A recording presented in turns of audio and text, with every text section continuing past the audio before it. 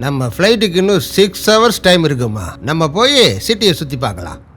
என்ன சார் டிரான்சிட்ல கூட சரக்குக்கு பிரேக் இல்லையா? இங்க பாரு தம்பி, பால் பாட்டில் ஆரம்பிக்கிற மனுஷ வாழ்க்கை சரக்கு பாட்டிலுக்கு டெவலப் ஆகும். சலைன் ஏத்துற அளவுக்கு டெவலப் ஆகும் பார்த்துக்கோங்க. வாவ், எக்ஸலன்ட், ரொம்ப நல்லா இருக்குல்ல. என்ன அப்படி மேல பாக்குறீங்க? நம்ம ஏர்போர்ட் மாதிரி கீழே எதுவும் விழலனா வாங்க ஊரை சுத்தி காட்டுறேன். வாடி சுத்தி காட்டுறேன்றாரு.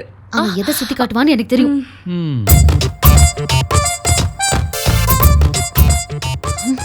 பாத்தியா, இதான் இவன் கேரக்டர். எதுக்கே அப்படி பார்த்த? என்னத்த பார்த்த? இந்த வயசுல பார்க்கலன்னா கண்ணு கெட்டு போயிருமா.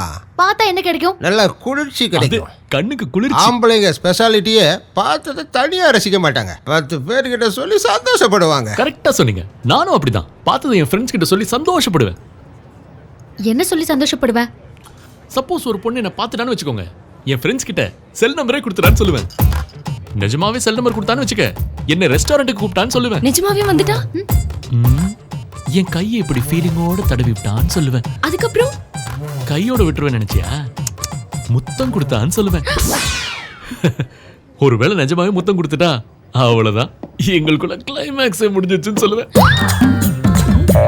அது சரி, இப்போ நம்ம 2 பேரும் மீட் பண்ணிருக்கோம். இதுவும் ஃப்ரெண்ட்ஸ் கிட்ட என்னன்னு சொல்லுவேன்? நீ லேஸ்பட்டவ இல்லையே, கொஞ்சம் சால்ட் பெப்பரை போட்டு எக்ஸ்ட்ராவா தான் சொல்லுவேன். இந்த ஆம்பளைங்களே இப்படிதான் சிக்